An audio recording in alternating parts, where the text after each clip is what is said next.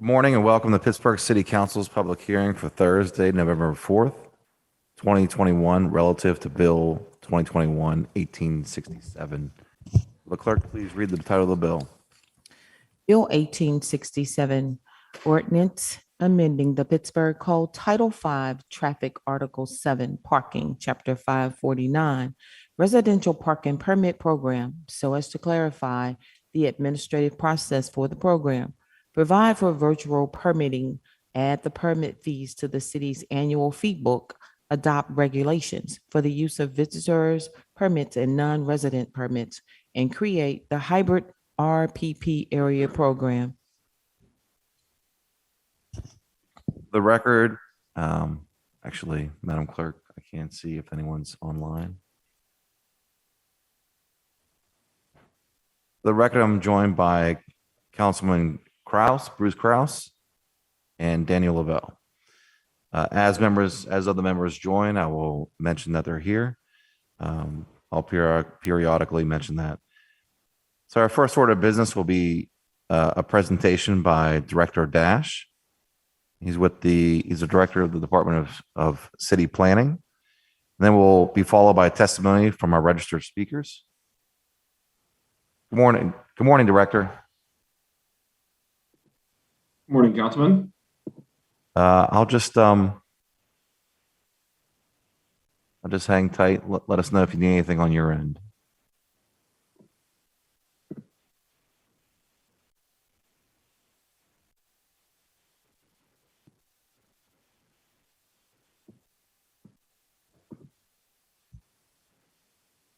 All right. Thank you all for joining. My name is Andrew Dash. I'm the director of the Department of City Planning here at the City of Pittsburgh. Here to talk about the bill, which concerns updates to the residential parking program. What the program is. The program is a program that was created in 1981 to provide residents within a designated area the opportunity to park near their homes. This is by, typically in residential neighborhoods that are adjacent to non-residential impactors. So universities, hospitals, institutions, other types of institutions, business districts that are adjacent to residential areas. And then, protecting those residential streets as primarily residential parking. It does not at the same time guarantee specific parking for residents. It does not, if there are more residents, for example, than there are parking spaces, it doesn't, guarantee each resident a parking space within the district, but it does try to protect them from like I said, those non-residential uses or impacts. So presently, under the current code, the Department of City Planning is the department that that authors the program. We are the ones who designate areas, who change areas. We recertify existing areas. As a part of the bill, the impetus of this bill was looking to transfer some of those functions from city planning. And since this transfer requires a change in the city code, we at this time decided this was a good time to take a look at the entirety of that code and make changes accordingly. And so, this all started back in March of 2021, where there was a survey that was released to residents. Talk about the results of that survey later. After that survey was open for 6 weeks in March and April, we then took that public sentiment, worked to create amendments, introduced those amendments back in October, and through a couple of public meetings, which I'll talk about, and then are now at the city council phase of this, where city council will consider adopting those amendments. So that engagement that occurred back in March and April was based on a 26-question survey, both with kind of multiple choice answers as well as open-ended questions to get different types of feedback from residents. We did have approximately 2,400 people who responded to that survey, most of whom were existing residents within RPP areas.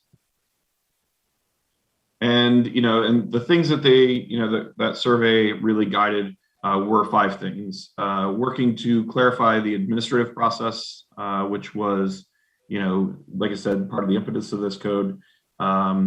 Changing the process for creating a new residential permit parking area, looking at new types of permits, and looking at new types of areas, and that's where the hybrid areas, which I'll discuss, will come in.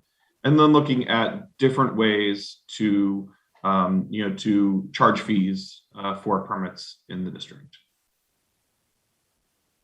The first item of that is looking at creating the administrative or clarifying the administrative process. So that's both, kind of from an administrative side as well as, how areas are created. So, things in the initial amendment that were created was that it was changed from the Department of City Planning to the Pittsburgh Parking Authority around being responsible for future changes to the code for future administration of districts. We'll talk about, what came out of the public meetings and how that, may necessarily lead to some changes there. RPP areas, certification was then looked at in the code to go to the Pittsburgh Parking Authority. Things that will stay the same. Parking studies will still be required for new permit areas. Parking management plans will be created for new areas and any changes to existing areas. And the Pittsburgh Parking Authority, who presently does all of the permitting, will continue to do that. Then looking at the possibilities for creating new areas. One thing, was the existing, under the existing code, the only way to create or expand residential permit parking areas is through a petition-based system. And so one thing that we wanted to do and that we heard interest from residents in doing was looking at creating different pathways to creating new residential permit parking areas, or being able to change that instead of just through a petition-based process. So looking at things like if something has been identified in a neighborhood plan, looking at that as a pathway to create new residential permit parking areas, looking at council being able to initiate changes to look at permit parking areas, and looking at whoever is managing the program, whether the parking permit officer, being able to start to investigate a new permit parking area at their discretion. All of these would entail additional public engagement, including meeting with registered community organizations and other public process, hearings before the Planning Commission and ultimately City Council. So this is really around kind of how changes to the RPP areas for new RPP areas can be created. One thing in kind of in our discussions around the existing program was that there are a lot of times that residents are looking for exceptions, or that there weren't necessarily permits that were able to be used for anything besides residents. And then the one that we did have, which is the visitor permit, that there seemed to be a lot of concerns around exploitation of the visitor permits. And so one of the things that we did look to do with this code amendment was look to change some of the regulations and adopt new regulations around the use of visitor permits and creation of new non-resident permits. So one thing was that, we did want to create a limitation to how often a visitor permit could be used for a specific visitor, in that the prior code allowed for 3 consecutive weekdays.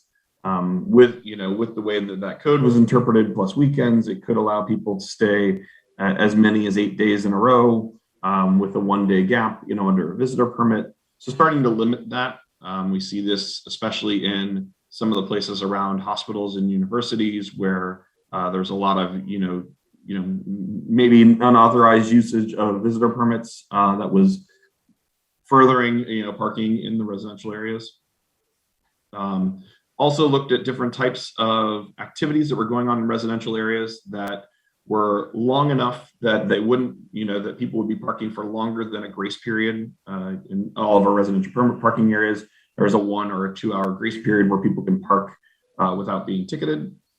One of those was medical caretakers. So if someone needs an in-home caretaker, I wanted to be able to provide an opportunity for the people that are coming to take care of someone because they need medical care, whether that's end of life care, whether that's elder care, other quality of life care, to allow for that to occur.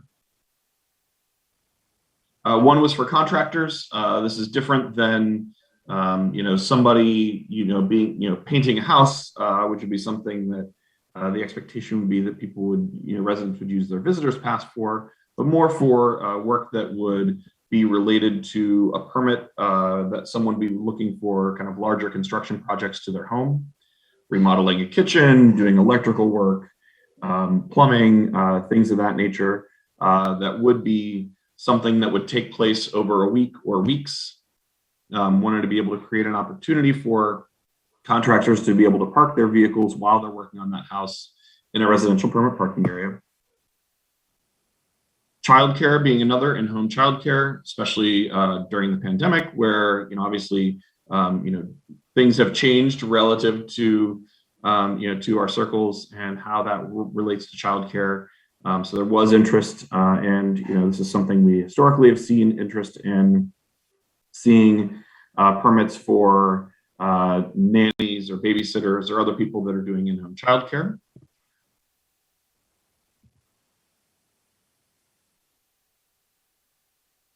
And the last, which received a little bit more mixed feedback, and then I'll talk about what the feedback in the public meeting was around landlords. So understanding that landlords, when they are doing leasing activity or when they're doing work to households in residential residences and residential permit parking areas, that there is a need to be able to do that on those properties. That takes more than just the time and a grace period.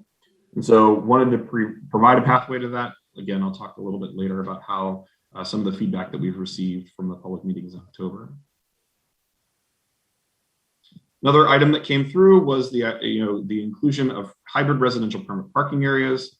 What this is it does allow for areas that are close to hospitals, universities, those places where people would, transit stations, other places where people would try to be able to use residential areas more generally or more frequently, to create a system where instead of there being the ability for them to park in those areas for an hour or 2 hours, which was the grace period, for free, that anyone having a non-residential permit, anyone having a residential parking permit that we've discussed would be able to park in those RPP areas for free. Everyone else would have to pay, essentially, likely having to pay through the parking authority's app, a parking rate. So they would have to pay to park in those areas if they're not a resident or someone using a visitor pass or one of the other non-resident permits. And there was a lot of interest from this publicly. And so what that does is it does obviously allow residents to park near their home with a permit and not pay, and visitors without the permit to be able to park, but only in a way that requires them to pay a metered rate. By introducing a metered rate, the intention is that will then hopefully drive them into the off-street parking that exists around those hospitals, around those institutions, around those stadiums, in parking garages and things in those districts, as opposed to because the free parking is going away in the residential district for those people. Moving on to pay, although this is not specifically in the code, one of the things that we did in the code was move all the fees after the initial implementation of the code to the fee structure the fee schedule that's approved by City Council annually. And so one of the things that was discussed was the idea of a progressive fee structure. There was approval, and more people who were in favor of that when we did the survey. And when we went through the public process, there was a lot more interest in the progressive fee structure, saying, all right, well, instead of $20 being the parking fee, which that is the residential permit parking, that's the cost of a permit annually. That cost has not changed in the last 40 years since the code was implemented in 1981.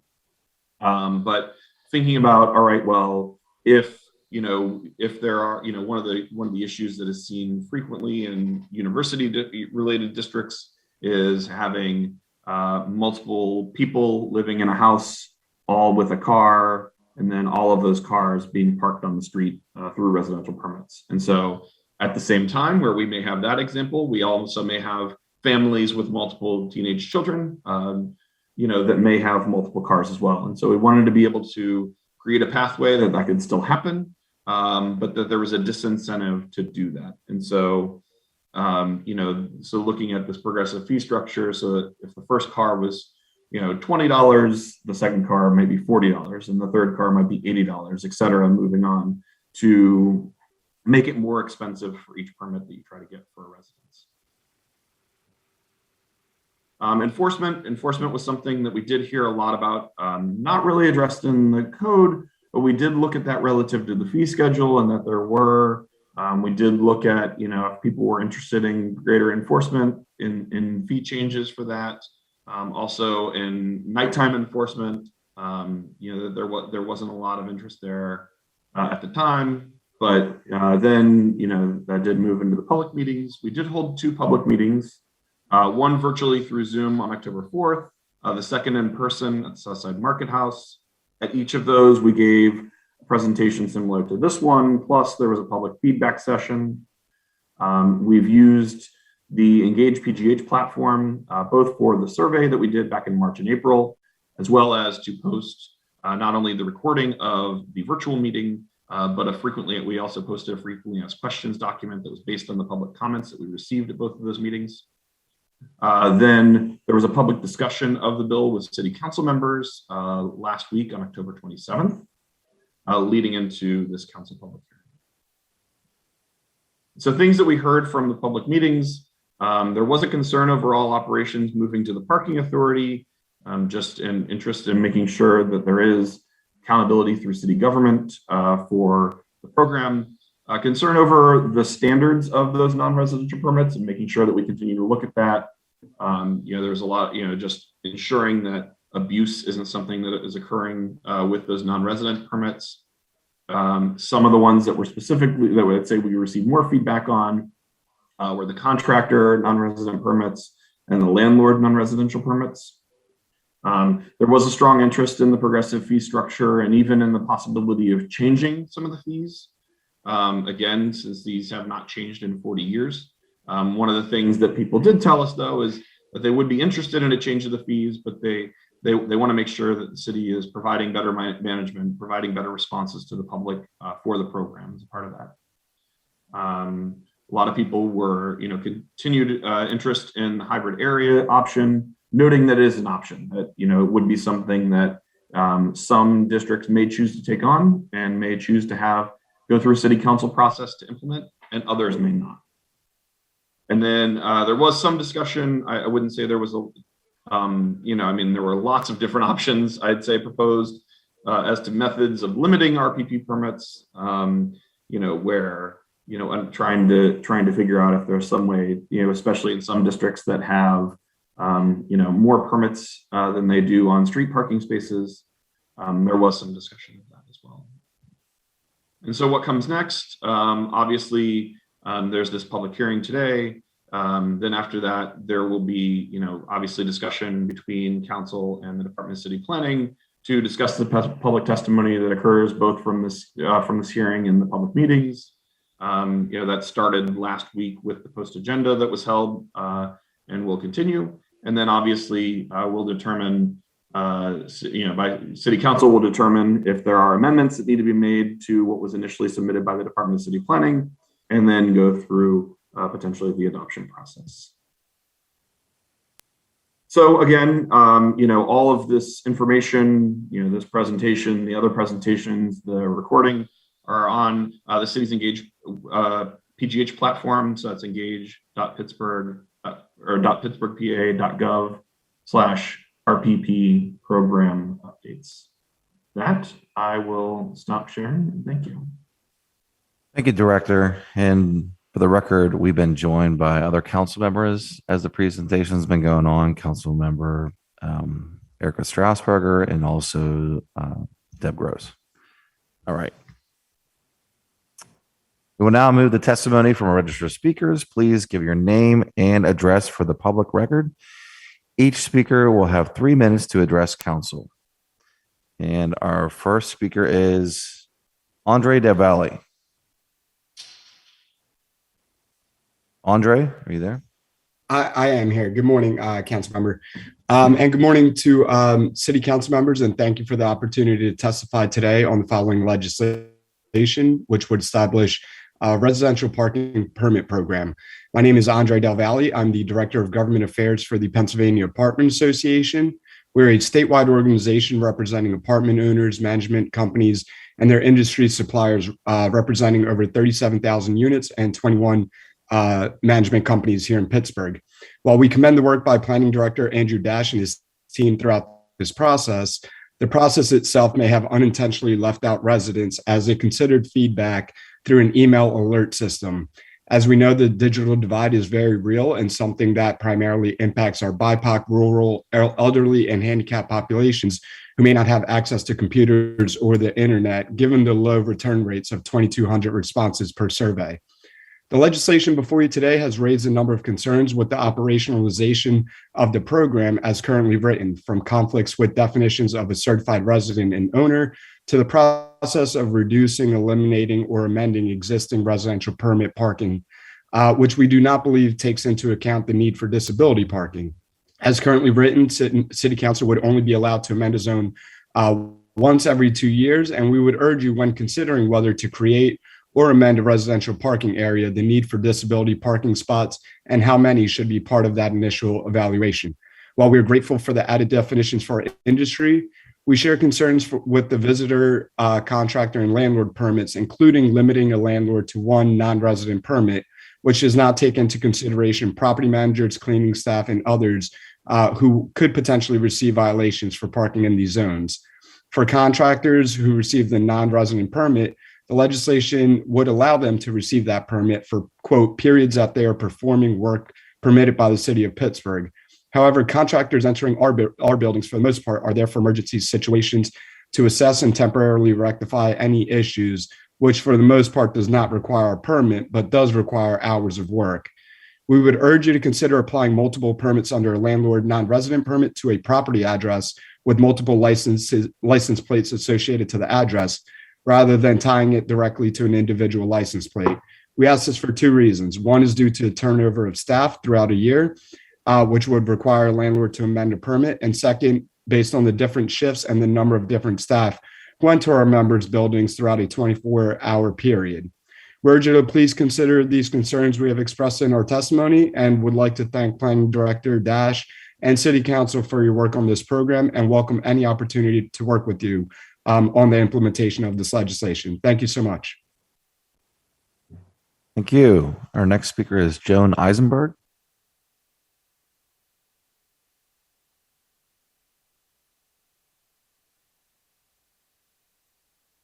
Joan, are you there? I can see you on the attendee list.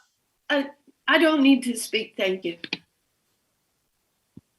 Thank you. Our next speaker is Millie Sass. We can come back. I don't see Millie. Okay, here I am. I'm I here. see you. Thank you. I'm here. Do you see me? Yes. Okay. All right. I have sent 3 emails to, my name is Millie Sass. I have rental properties and I have a residence in the Oak Cliff neighborhood on Ophelia Street and Lawn Streets. I have sent a number of emails to individual council members, as well as asked them to be submitted into the city clerk office email. I have a great deal of concern with this legislation as it's rolled out. Please do not pass this ordinance until it's revised and has true and thorough resident input. There are too many unanswered questions, nebulous situations, confusing statements, and very little input from the residents who will be affected all over the city. There are 29 parking areas with 15 to 20,000 permits. We hear differing numbers, and the small number of input from the meetings. I think the Zoom meeting had about a half a dozen. The meeting down on the south side had about 20 people. And and had about 20 people, but both of those were at 6 o'clock in the night. And it was just ridiculous, just not enough input. Let's see. Okay, and I do not like the idea that people other than residents, because it is called a residential permit parking, can now say what changes get made in a neighborhood. And the non-resident permits are a big problem. I'll give you one example from my neighborhood. I have a father of a Pitt student who recently bought a house on my street, Lawn Street. He is doing a lot of renovation with no permits. Yes, I could report it, but I didn't. I have other things going on in my life. So he's clearing out the basement. If he gets a landlord permit, he's just going to, and registered his car, he's just going to give that permit to his son. So he's going to have his son living in the basement. Then he's going to over-occupy it to the 3 or 4 bedrooms upstairs. And so there'll be all these people in and out of that house. Now, what was my point about, there's no way to enforce it. Absolutely no way. These landlord organizations, and thank you for Andrew Lavelle's contribution, these landlord organizations are these same ones, I believe, who did not let Krause's rental registration pass for more than a decade. And now they want to be able to park in our neighborhoods. They want multiple cars. They want construction vehicles. It's very nebulous on what that would mean. And I know that there's going to be a lot of people who abuse it in my neighborhood. And the child care and guardian passes, as well as the medical passes, they're all going to be too hard to enforce. We're a student neighborhood, and somehow people will figure out to get around it. Because we don't have paper passes anymore, we don't know who to report. And the fact that this was pushed through so quickly, we were told that there were going to be meetings in May and June, but nothing was scheduled until the 4th and 5th of October. Ridiculous.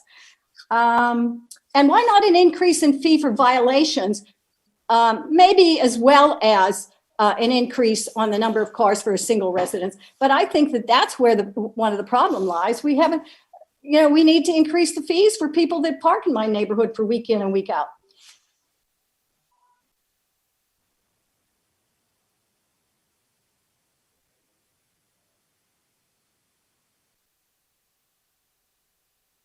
Our next speaker is Mayor McKenzie. I don't see Mary on. We'll come back. The next speaker is James Jung. Hi, can you hear me? Yes. My name is James Jung, and I live at 214 Tennyson Avenue in Oakland. We currently have a workable parking system in our neighborhood, with the exception of lax enforcement and insufficient ticketing by the city. The proposed hybrid parking plan would be a great detriment to us taxpayer residents of our little neighborhood. We are a small, quiet neighborhood, under 100 houses, with several enormous commercial neighbors who could easily overwhelm and disrupt the peaceful residential nature of our neighborhood if they would be allowed to. In recent months, I have noticed an increase of cars parking on Tennyson for 8 hours or longer. I do not recognize the drivers when I see them, but saw that they are wearing scrubs and heading toward Presby. Last week, one such driver parked on Tennyson for more than 8 hours, and I witnessed him doing the same thing again yesterday. The current 1 hour of free parking for anyone is a good thing, which allows someone to run a quick errand. As long as they move along, it remains manageable. But recently, our neighborhood has devolved into free, long-term parking for personnel from the universities and the hospitals. This has made it difficult for my visitors or tradespeople to find a parking space near my home. Some of our neighbors choose to or must park on the street. This recent glut of all-day commercial parking has made it increasingly difficult for those neighbors to find a spot near their homes.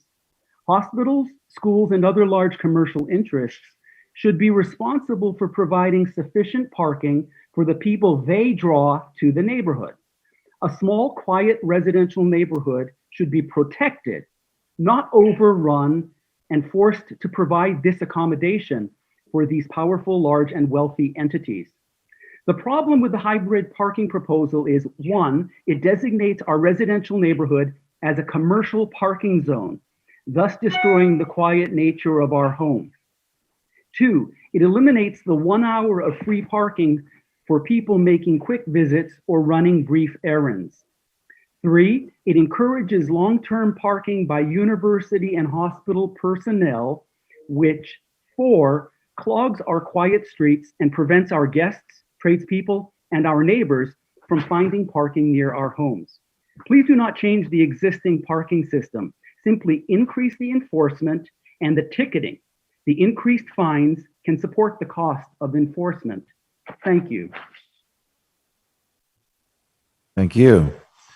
Our next speaker is Elena Zaitsev. My name is Elena Zaitsev. I live in Oakland in Permit Area E. The issues surrounding Ordinance 1867 are many and will adversely affect your constituents every day. Please do not pass the ordinance until it gets a rewrite, this time with robust resident input so that issues with enforcement, which department has what roles, how RPP areas get changed, hybrid parking, and non-resident permits can be improved. That's a big order that will take time. The lack of a robust plan for resident involvement before and after the ordinance was written is also problematic, but can still be remedied. City council members hold ordinances for 4 weeks all the time, often for community input. Why is this one being rushed through without enough public engagement? RPP holders deserve a more robust public engagement process for a program that impacts the quality of their lives every day. At the Market House meeting on Tuesday, October 5th, when I asked Director Dash why having city planning give up responsibility for RPP was a benefit to RPP holders, his reply was that one entity would be in charge.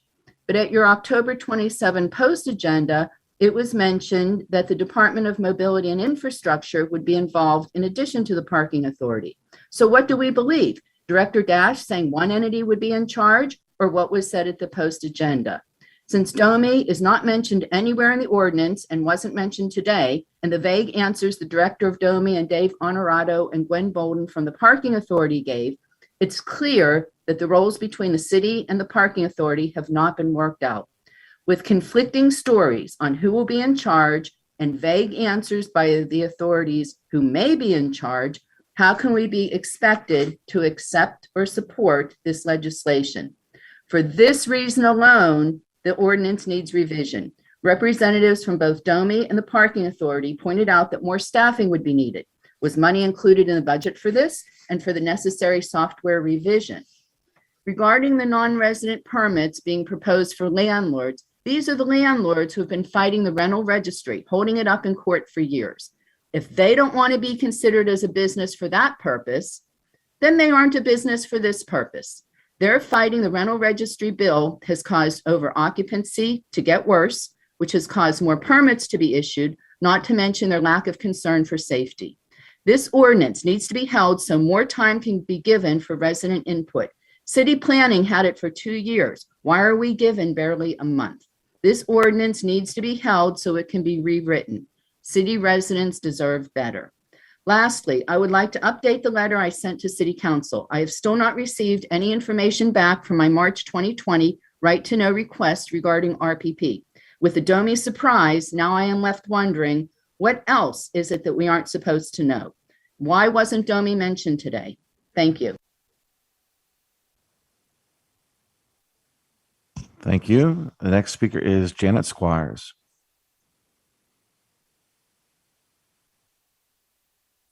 Thank you. My name is Janet Squires. I live at 4301 Bigelow, and I'm speaking as the president of the Shenley Farm Civic Association. You've actually already heard of one of our members. You know, we're a pretty active little group. I was going to address mainly the creation of the hybrid RPP and the reaction of our neighbors. As many of you know, we are in a historic neighborhood in Oakland. We're directly across from the Eds and Meds. When the recent newspaper article talked about the potential change to RPP, I admit it could be our fault, but there was no one in our neighborhood that had known anything about it. We didn't have any input. It caused quite a stir, lots of emails, lots of calls, and finally there was enough interest that we actually had a neighborhood Zoom meeting. So I appreciate this opportunity just to talk about some of the concerns of my neighbors in this specific Oakland neighborhood. The initial reaction was universally negative. I want to speak only about the hybrid RPP. Please forgive me. It was universally negative. It reflects anxiety about parking in general and in Oakland specifically. And everybody remarked that our streets are already so heavily parked that there's the obvious concern that it will take up spaces from residents for paying parkers. In our discussion, though, we quickly acknowledged we don't know who really parks at our streets anymore. We became an RPP in 2014 and we loved it.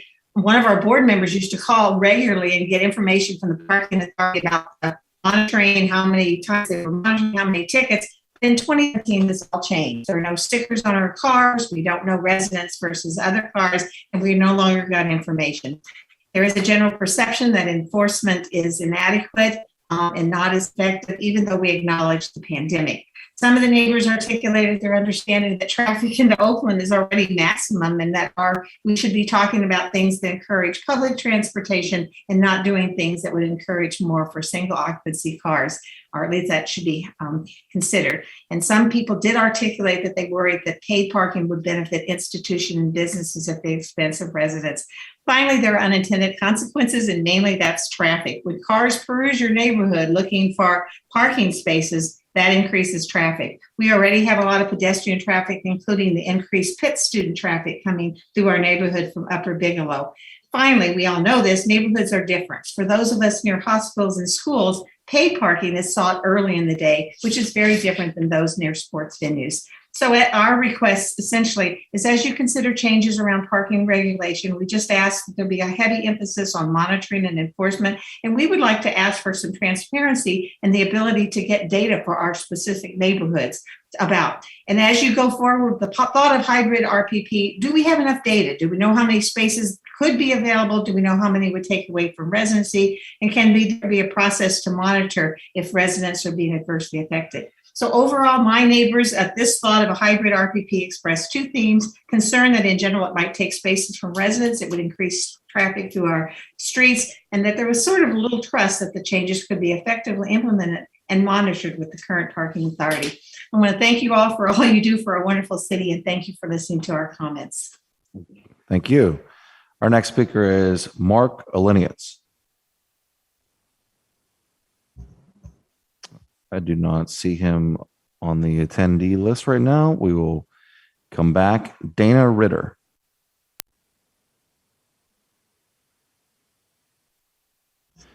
I do not see Dana either.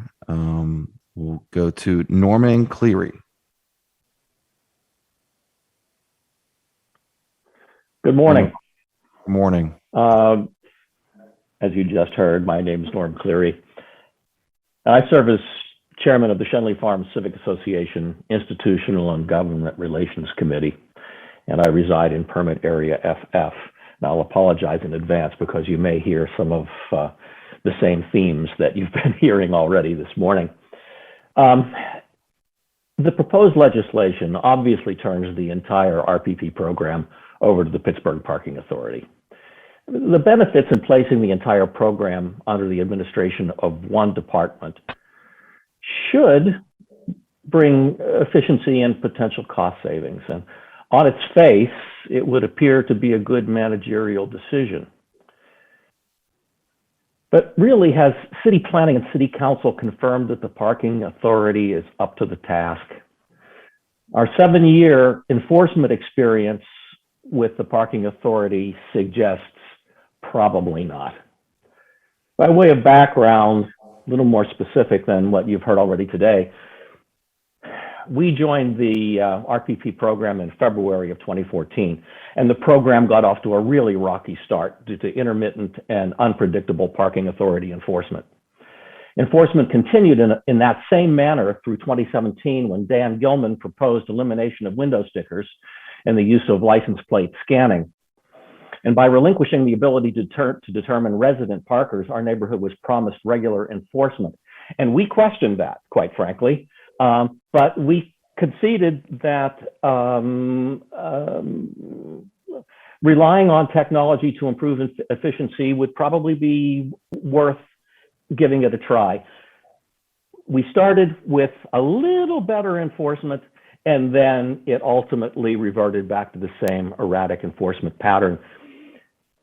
just this summer and into the fall, the volume of parking on our streets has not changed since Pitt students returned in August. The latest statistics that I was able to get from Erica's office is amazing.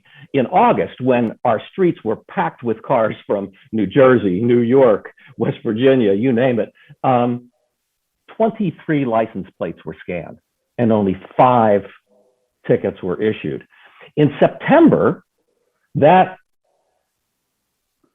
accelerated to 691 scans, and the city earned thousands of dollars in fines because 94 tickets were issued. But then in October, it dropped back to about half that number, 382 and 62 tickets.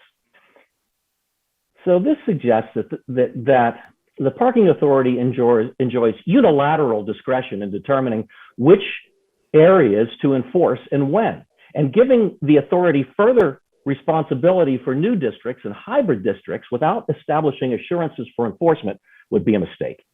The feedback survey, which our area in Council District 8 had no knowledge of, by the way, included about 7 slides for permit types and fees.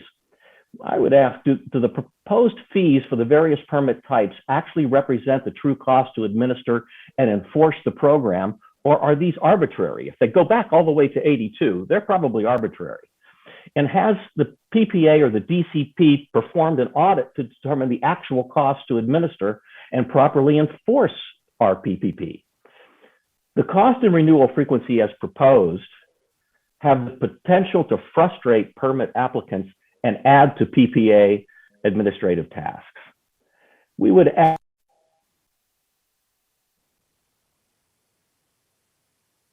Thank you. Our next speaker is John Weidman.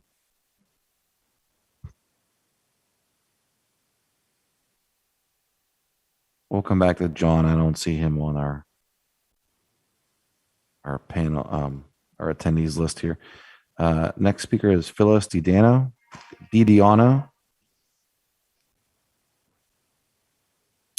My name is Phyllis DiDiano, and I live in Beechview Area T. I'm president of the Beechview Area Concerned Citizens. Thank you for this opportunity to speak about this and the work being done and has been done, going through 2 counselors chairing, actually. I appreciate the topics brought up by previous speakers. I would like to discuss some of them, but I went door to door petitioning when we were trying to get permit parking. It's a difficult task. I'm very familiar, and it will not make you very popular. So I appreciate this opportunity. I did have some knowledge 2 years ago when my counselor arranged a meeting with Parking Authority, and I had the impression that they had more technology available and that they were thinking about, taking more involvement in the permit parking program. But then, and I had very high hopes, but then I heard nothing after that. I'm calling for transparency. I know COVID delayed and complicated many things, but when the survey was finally released, it was evident there were plans in place and a lot of discussion had been had. It's very hard to get buy-in if there's no trust. If we can live within a half-mile radius to walk to a transit stop, non-residents can walk more than to the curb to provide services to our residents. There should be equal footing for all. And changes, fees, et cetera, need to be explained and input actually considered. Please do not make them exorbitant and scare away even more residents. I'm not very confident about the non-resident hybrid parking, that it will be equitable, especially to the residents. Coincidentally, our designation is T for cars, as in light rail transit, T cars. Well, they run through the center of our community and we're impacted, so that's why we got the permits. I'm a big proponent of permit parking. Prior to that, one of our residents had someone parking in front of our house until 10 p.m. But it has to serve all the residents. And I think now that in Beechview, we have traffic calming installations, we have to be sustainable about our parking. We're impacted by light rail riders riding the line before downtown to avoid paying parking downtown. We have yellow lines because of transit stops. Scooters now are taking parking spaces. Street cleaning, no driveways in some blocks, disability parking, and businesses interspersed within our residential areas. We also have people on nearby streets that park when the weather changes and we're going to get inches of snow. I don't recall that these issues were on the survey. Our current hours were set by 10 people that attended a community meeting. And when I questioned on a Saturday, 9 to 2 o'clock hours, I thought it was not ideal and dehumanizing. I was told, well, you can change that in 2 years when we revisit. Thank you for your time, and I will give you comments, including the ones from people that have attended 30 years of monthly meetings. Thank you. Next speaker is Deborah Shurko. Welcome back to Deborah. Carolyn West.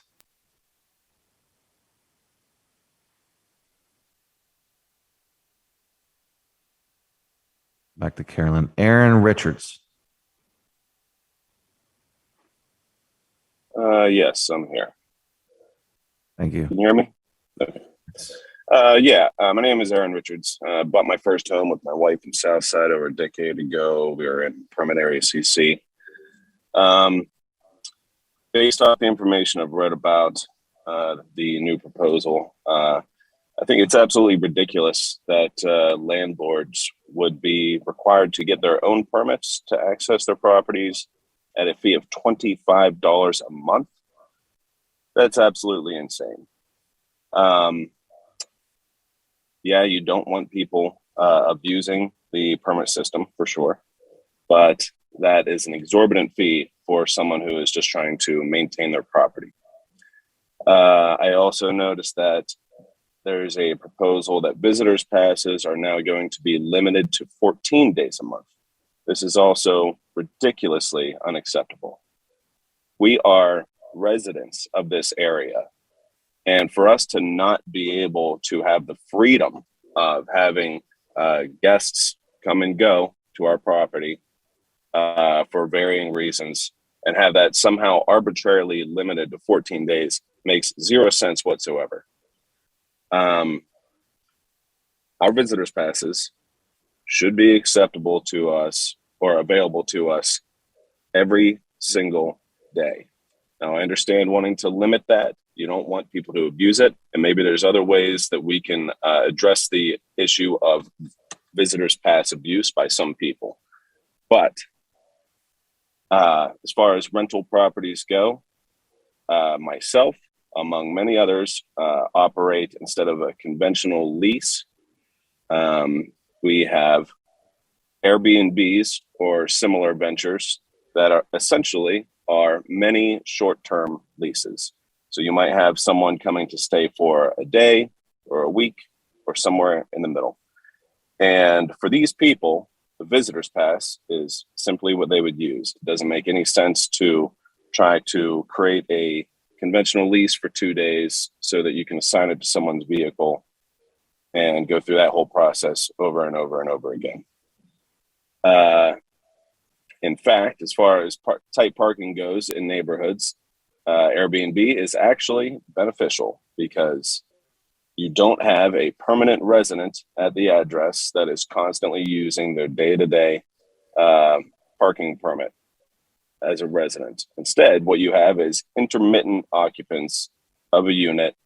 So, that will occasionally use the visitor's pass. Airbnbs actually have less of a parking impact on a neighborhood than a conventional resident. And these small business owners are going to be just raked over the coals with this new limitation.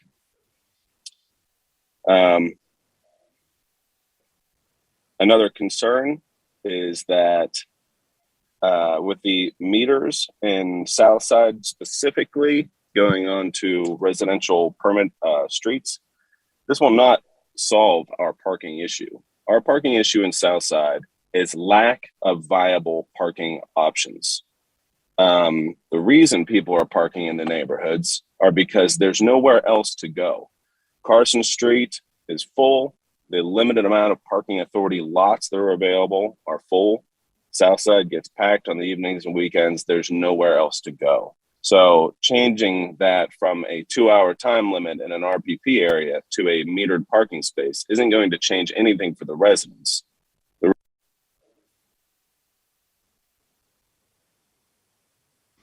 Thank you. Our next speaker is Carolyn West.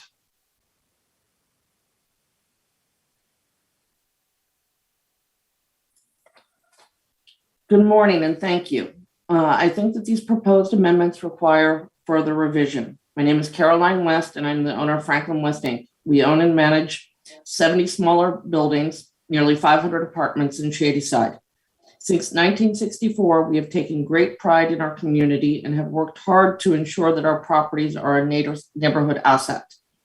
Nearly all of my Shadyside properties are located in just 3 residential parking permit zones that over time have morphed into monsters that stretch for blocks and blocks in all directions. For example, in residential parking area X alone, which consists of a large swath of eastern Shadyside, we have 60 buildings.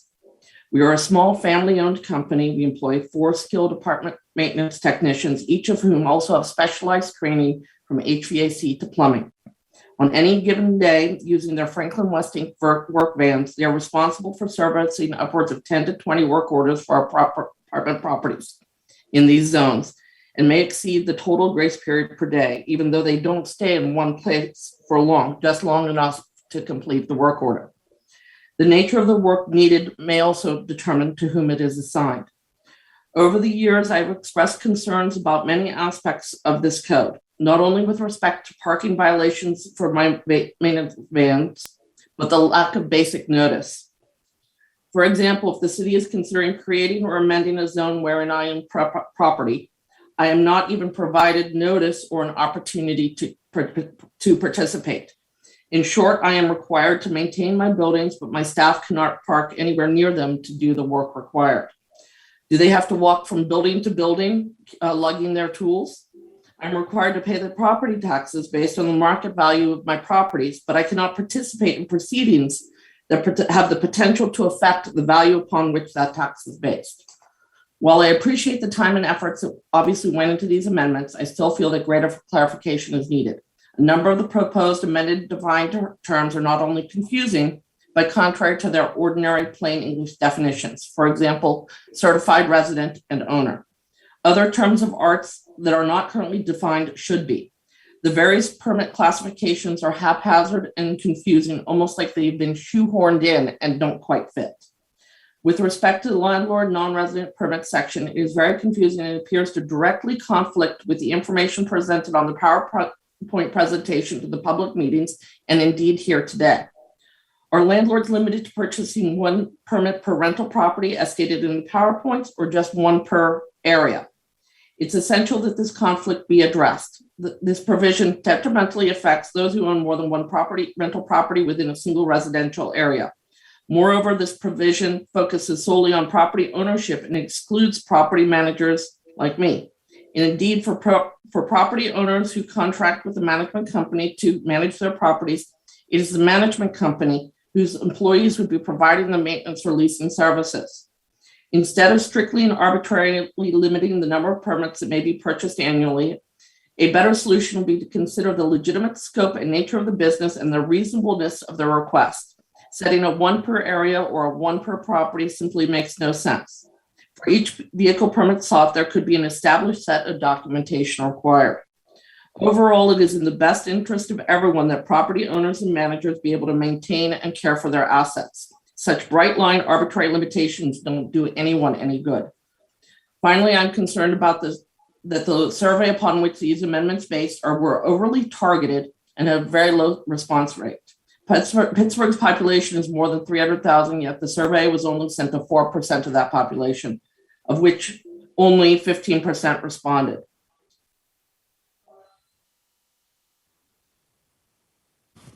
Thank you. Our next registered speaker is Stacy Kish.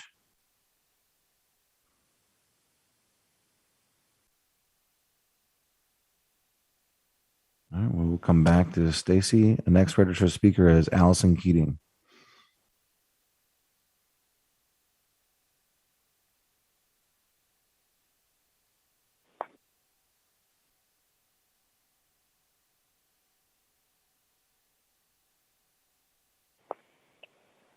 Okay.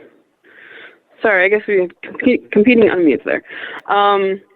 Yeah, hi. So my name is Allison Keating. I live in Manchester, which is not an RPP area. I understand that seems weird, but have a lot of thoughts about this. I want to thank the folks who put all the work into this and finally addressing this. Streamlining government services is always a really good idea.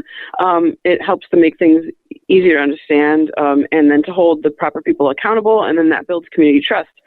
The current system is obviously convoluted, but one of the more worrying things is that all parking authority users are forced to foot the bill for this specific program because the cost of the permits isn't enough to cover the cost of the enforcement that they either do or should receive.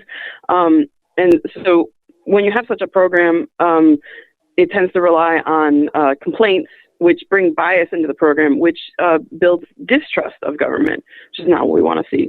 A lot of the complaints that we've heard really come from just a few main sources, like the underfunding of the program, or like really niche, like individual concerns, real or imagined, and or basic misunderstanding of the purpose of the program, which Director Dash stated was to protect residents from the commercial parking pressure.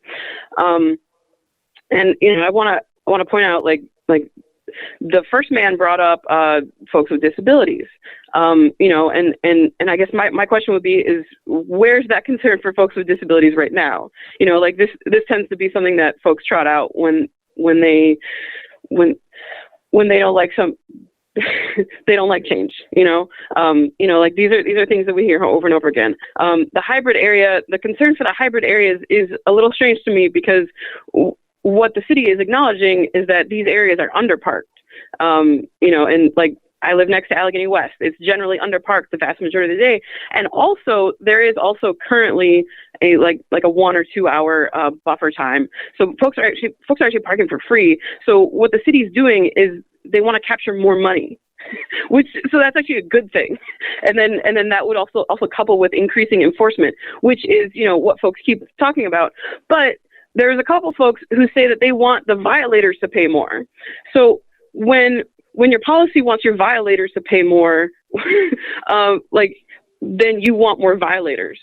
So these folks are kind of missing the point that they actually need to pay a little bit more to get the proper enforcement, and then they won't have to hunt for parking nearly as much because there will hardly be any violators. And I think, and I think that this is one of the struggles with community engagement is that folks are not experts. They don't think things through totally, and this is not to denigrate anyone. It's just how humans are, but, we need to acknowledge that folks need to pay more for this finite resource, and that this program these are all actually really good changes.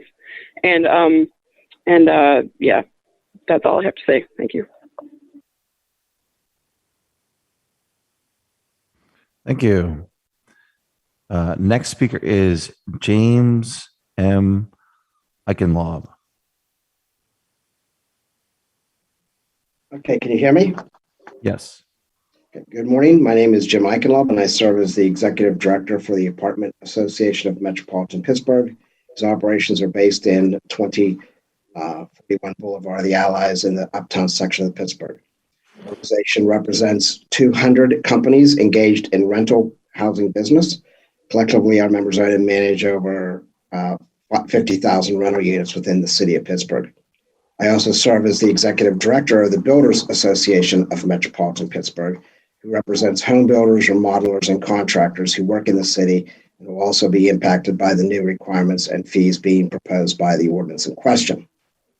I'm here this morning to object to the proposed ordinance as it serves to provide exclusionary access and limits the ability for landlords, their staff, and contractors the access they need to maintain and manage rental properties they own within the city. According to the most recent census data, over half of the residential properties in the city are rental units. These restrictions will have a profound effect on owners who wish and are required to maintain their properties. The city has taken aggressive steps to identify standards for which landlords and property management companies are required to maintain properties, further requiring these businesses to pay a fee to access these properties for the purpose of meeting these standards and performing routine maintenance is unreasonable and further burdens landlords from engaging contractors they utilize to perform regular maintenance activities such as snow removal, as well as specialized repairs to their properties. The fees to be assessed are also cumbersome and do not take into account that these companies typically have a fleet of vehicles that are used in performing their operations and maintenance functions. If I read the ordinance correctly, a contractor will need to pay $10 per week or $520 per year per vehicle for each of the designated residential permit parking areas. How will new construction and major remodeling be treated?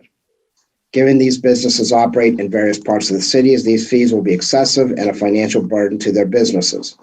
Also troubling is that given the requirement for contractors to provide a permit authorizing the work to be done, any legitimate necessary work being done by contractors would be prohibited from obtaining a contractor non-residential permit. Does this mean a contractor working to simply paint the interior or exterior of a residence, replace the carpet, or perform other non-permitted work such as HVAC repairs would be prohibited from doing these tasks because they cannot obtain a permit to park and perform such work?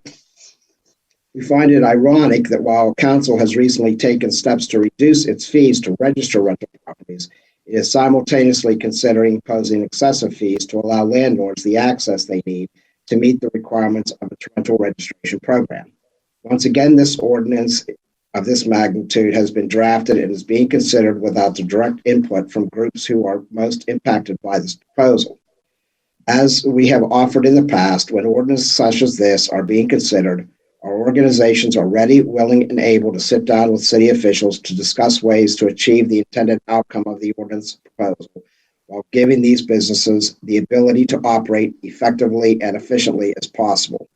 Limiting us to 3 minutes of comment prevents us from having a constructive dialogue and providing possible alternatives and solutions with the city officials who may not have considered the negative ramification and outcomes of an ordinance proposal. I'm happy to answer any questions that you may have and again offer our assistance. Thank you. Thank you. I've been checking through people that we've skipped over because I don't see them on the attendee list.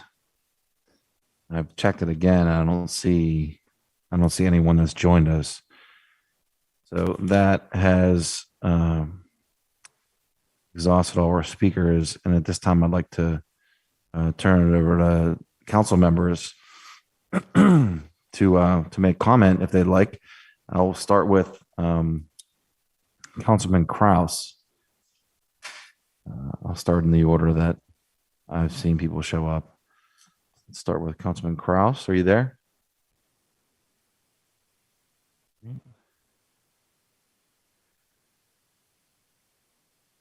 Councilman Lavelle. Thank you, Councilman. I really don't have much comment. I want to thank everyone who provided testimony, as well as those who have emailed me their thoughts. I would also just ask that if you would have Director Dash email all of council the PowerPoint presentation they presented, that would also be helpful so I could use that to compare against a lot of the testimony that we received. But I want to thank you for hosting it. Thank you. And yes, certainly we will send this presentation around. And also, if any members, I'm going to call on other members here, if any members have a question for Director Dash on clarification, before or during their comment, just feel free to ask him. He's here until the end. And so our next council person, Erica Strasburger.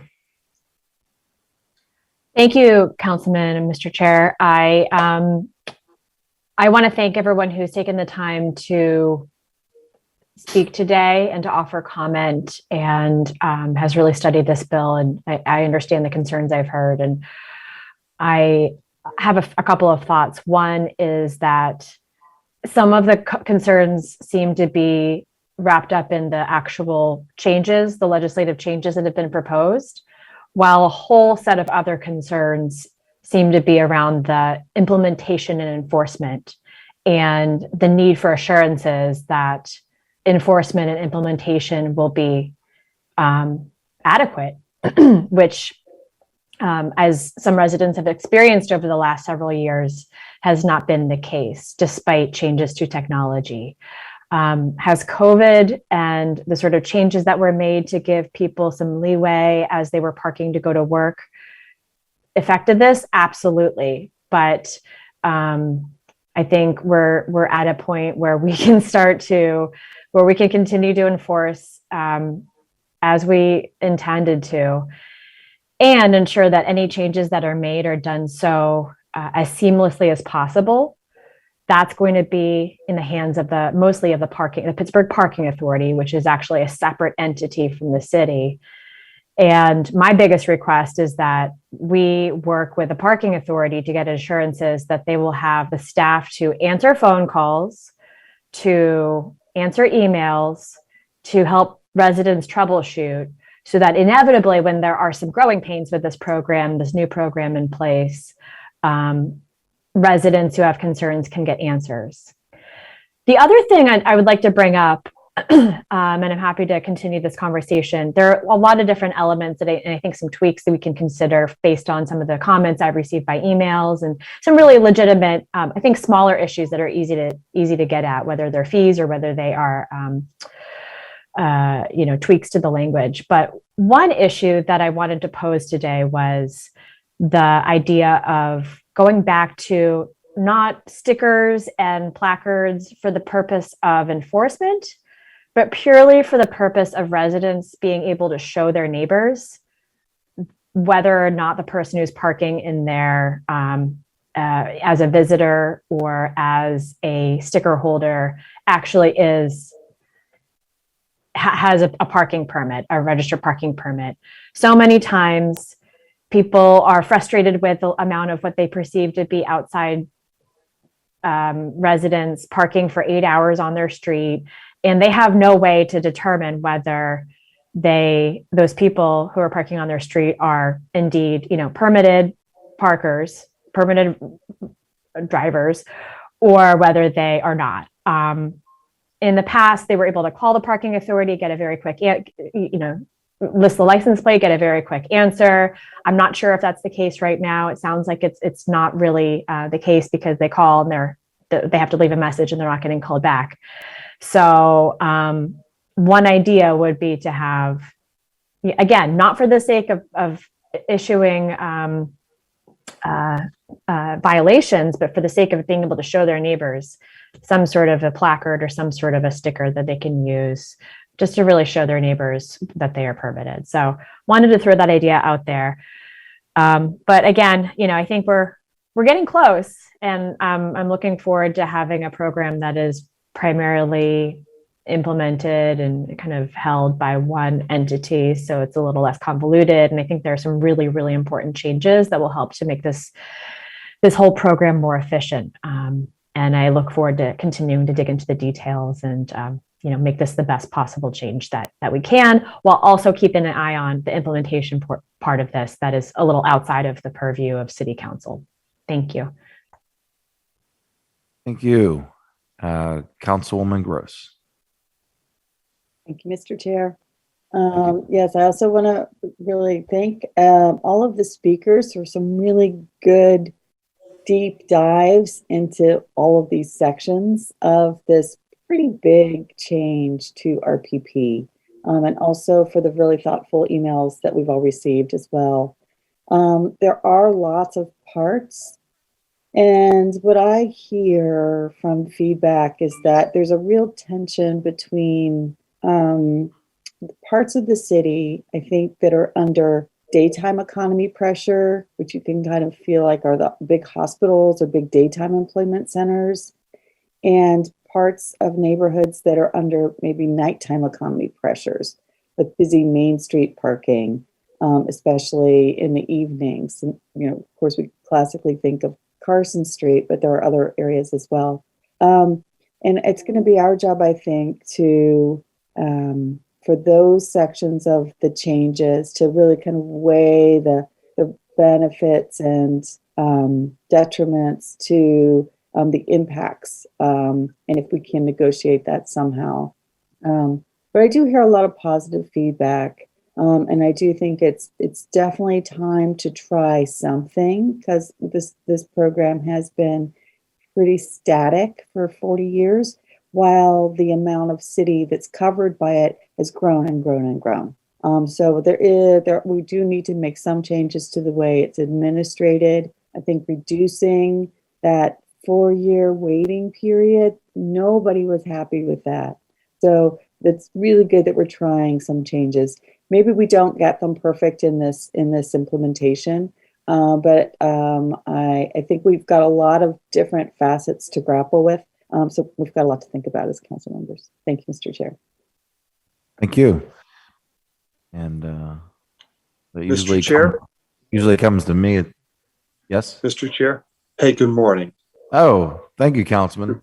Yeah, no, thank you, Mr. Chair. I apologize I didn't come on today. I think I have the beginnings of a cold, and I'm not at my best. So a couple of things I would like to share. First, I really would like to give a shout out to Councilman Wilson for having the courage to tackle this. This is not an easy conversation to have. And I remember very well when I first came to the council and Patrick Dowd was representing Councilwoman Gross's district. He and I tried to wrestle with this because of university and hospital creep. And it was an incredibly difficult a conversation that we ultimately surrendered because we could not find a solution. So I appreciate the efforts of Councilman Wilson and Director Dash and the Parking Authority for the courage and the willingness to undertake this. Excuse me. I remember when I first decided to run for council. I remember I was in the neighborhood of Allentown, and I saw a gentleman walking down the street with a T-shirt that said, "Welcome to the South Side, no parking since 1948. It's a discussion we've had for an incredibly long time. When those that are familiar with the South Side Plan,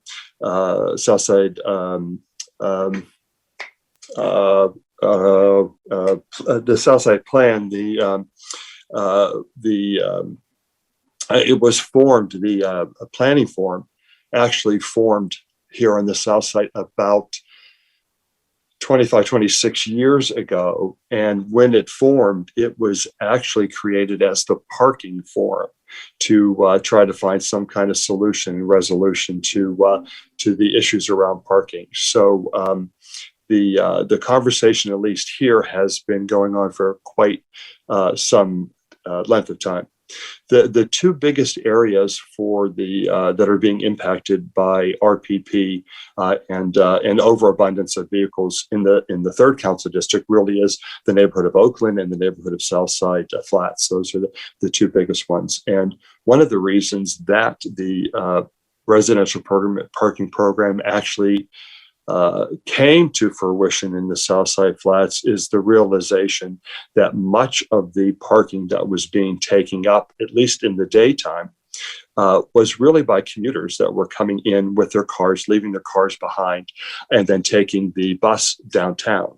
And so there was a gentleman that spoke about his dissatisfaction with the idea of actually charging that meter fee, if you will, for people that have parked within residential areas. I do kind of like that idea, and I'd really like to explore that a little bit further for those that would be coming into the city from outside, from suburban locations that work downtown and like to leave their cars in residential areas and then take the bus downtown. That certainly would drive those commuters to a meter.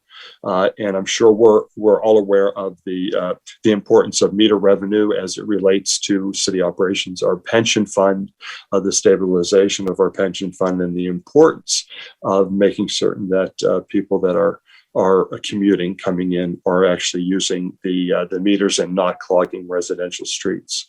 So, and then time of day, I know is a really big challenge, especially here in the Southside Flats. Oakland, though, is pretty much crippled from any hour of the day or night in terms of clogged residential areas with vehicles. And so somewhere along the line, I would like to see if we could not bring the conversation, especially in areas that are impacted in as educational and residential areas, the idea of vehicle reduction and how we go about encouraging the reduction of vehicle as a complement or a partner to the idea of providing for additional parking. Everywhere, I think all members go, we're constantly encouraged to find additional parking, which I, for one, and I think most members are happy to oblige, but I do believe it goes hand in hand with vehicle reduction, and we need to have that conversation as well. And I believe that current administration and I hope the future administration will continue to explore alternative modes of transportation that we have, and explore benefits for pedestrian, vehicular, and public transportation to help with the cause of vehicle reduction. But appreciate all the speakers that came out this morning, and especially to wrestle around this incredibly difficult topic for everyone. But I do think there were a lot of good points that were made. Again, I appreciate Councilwoman Wilson. I appreciate Director Dash for their willingness to wrestle with this. And as I like to say, I'm here to help. So whatever it is that we can do to make this be the best that it can be, please count me in. So thank you, Mr. Chair. I appreciate giving me the time. Thank you, Councilman. And I know it's not typical, but I think at this time, I'd like to make a comment, but I'd like to make that after I welcome Director Dash to give us any input. I believe the public has mentioned him quite enough, and I'd like to give him some time to respond to some of the comments made. Sure. Just a couple of things for to note for some of the comments that were made. One was around the opportunity for disability parking. I would like to note that is a process through our Department of Mobility and Infrastructure, and nothing with residential parking in this program impacts the ability for people who have a physical disability and need to get a disability parking space on their street, on the residential street, to be able to do so. So that is separate from this program. So I did want to be able to provide some clarity there. There were some comments around some discussions around the Department of Mobility and Infrastructure versus the Parking Authority. The legislation that we are discussing is the legislation as it was introduced, which was to move these operations to the Parking Authority. However, due to further conversations and due to resident input, there has been discussion around, if some of this may be better suited to be still within a city department. So I think those are discussions that are ongoing that ultimately City Council will be the ones to determine through amendments what direction it wanted to take, if it wanted to introduce the Department of Mobility and Infrastructure into the role that the Department of City Planning was playing, or have the Parking Authority do that.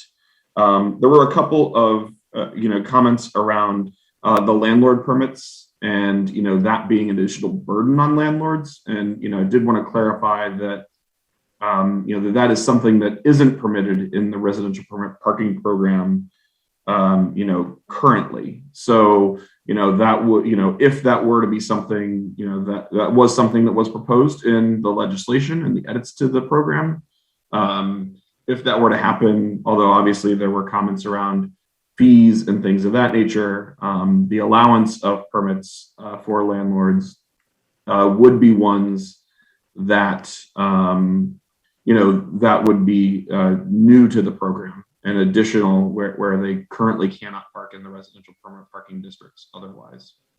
As to public engagement and some of the public feedback, obviously as this continues to go on, I am available to meet with organizations. I know there were a number of folks from places like Shenley Farms, that we can talk about, who did respond, and that we can provide, kind of greater insight as to some of the questions that were brought up. So, my email address is just my name, andrew.dash@pittsburghpa.gov. I am available for that, as to be, if there are organizations that want to have further discussions on this, and I know that so that is something that we can provide as well, and be able to answer further questions that residents have as we look towards trying to make final edits to the legislation that fit with the needs of City Council and the feedback that we've received from the public, and be able to create a program that is more easily administrable, clearer, and hopefully better meets the needs of residents than the current program does. Thank you, Director. I appreciate your comments. I just want to, as we move through this process, I want to make sure that we're being as transparent as possible with the public. And I think those comments are helpful. I also want to point out that there's a lot of comments made about the hybrid parking, the additional, the new hybrid parking model. And just for clarification, to everyone that made comment to this, this, doesn't mean that there will be hybrid parking just immediately in anywhere that there is RPP currently. There is a whole separate public process that has to happen with that for that to happen in any RPP district. And that would require that input, that public engagement, but also it would require council approval.